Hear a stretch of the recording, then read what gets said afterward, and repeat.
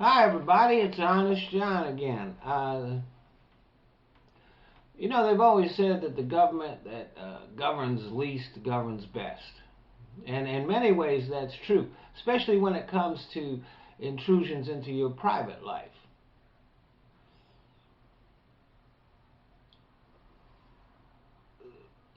But our Congress has gotten to the point where it doesn't govern at all.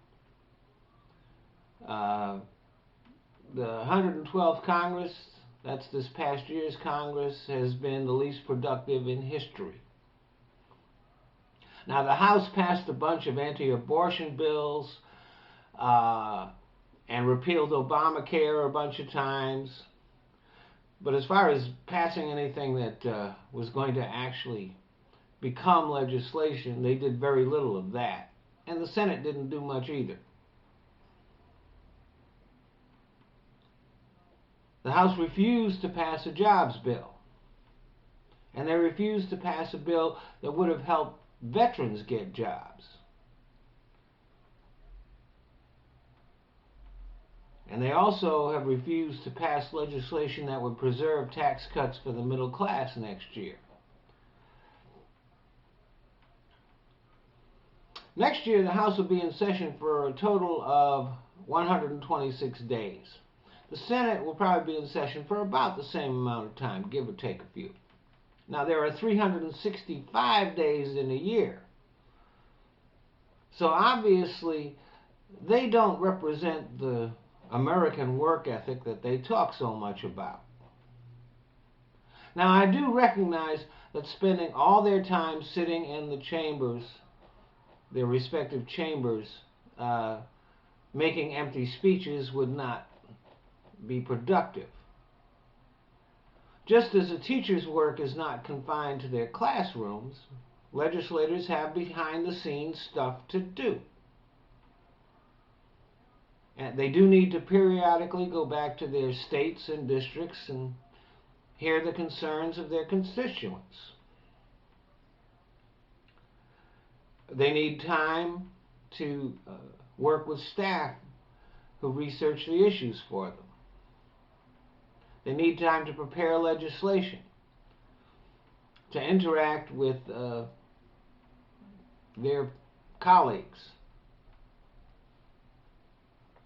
And they need to prepare for hearings of the committees that they're on.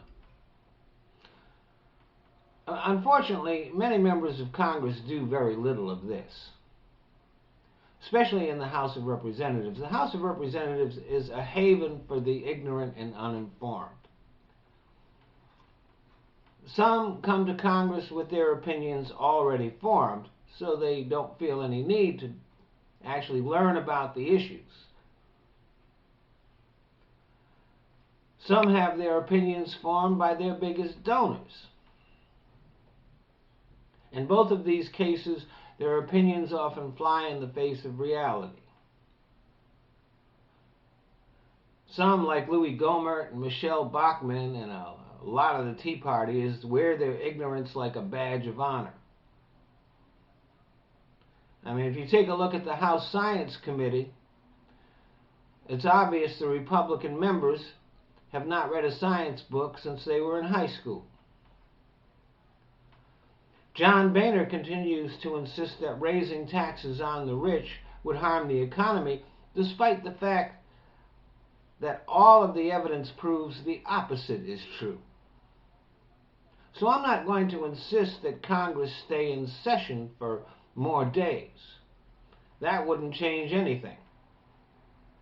What we should simply do is adjust their pay and benefits to match their actual work.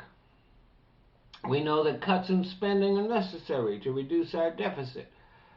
I think the first place we should start with is with congressional pay and benefits and pensions. To begin with, their pay should be cut in half.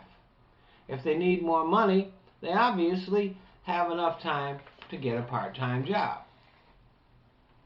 Congressional pensions should be ended, and they should simply be part of the Social Security system.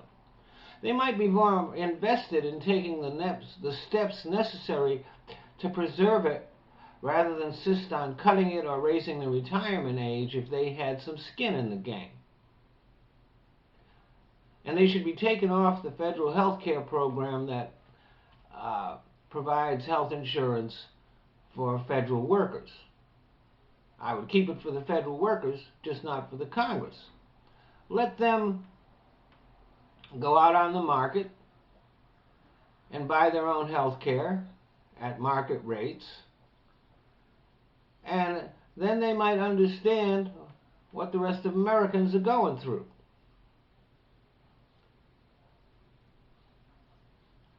So we'd be reducing the deficit and also personally involving them in some of the issues they have been sent to Washington to deal with. That's not a bad idea. As it is, our Congress is practically useless.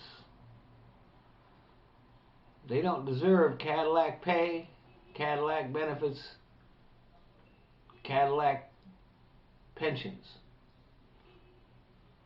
What they kind of deserve is clunker pay, clunker benefits, and clunker pensions. They certainly aren't Cadillacs. Thanks for listening.